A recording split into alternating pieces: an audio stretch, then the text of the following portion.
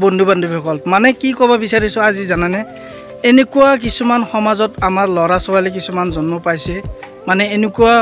পৰিস্থিতি কৰি আছে মই এতিয়া ল'ৰা ছোৱালীৰ কাৰণে যেনেকুৱাকৈ কাম কৰিব আহিছোঁ মোৰ ল'ৰা ছোৱালী পুহিব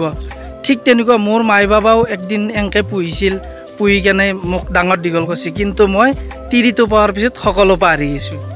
তিৰিটোই তাৰমানে চব কোচ মোৰ কিন্তু সেইটো কথা নহয় কিন্তু জীৱনত মনত ৰাখিব লাগে এটা কথাই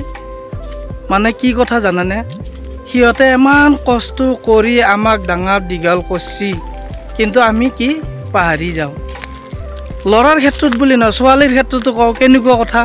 ছোৱালী এটাক ইমান ডাঙৰ দীঘল কৰি কেনে মাক দেউতাকে ইমান টকা পইচা খৰচ কৰি বিয়া বাৰী দিয়ে তাৰপিছত আজিকালি যি ওলছি ডাঙৰ মোবাইলত চাব ইনষ্টাগ্ৰামত গিৰিয়েকত চাই যদি অলপমান ফেশ্বন দিয়া ল'ৰা এটা পায় বা বৌ তোমাক বহুত ভাল লাগছি বা তোমাক নাইচ লাগছি এনেকুৱা কিবা কিবি কমেণ্ট দিয়াৰ পিছত আমাৰ পাগাল দিবানা হৈ গেল তাৰ লগত মনে মনে চেনি খাব লিলিমাই কৰিব আৰু ফুটুং মাৰি দিব এই দুখটো গিৰিয়েকটো নাপাৱেই গিৰিয়েকটো আৰু এটা ছোৱালী পাব কিন্তু যিকেইজন মাক দেউতাকে ইমান কষ্ট কৰি কেনে মাল বস্তু বা যোৱা এটা তাতে গতাইছিল সমাজৰ আগত সন্মান কৰি কিন্তু সেই সন্মানটো ক'ত ৰ'ল সেইকাৰণে সকলো ছোৱালী বা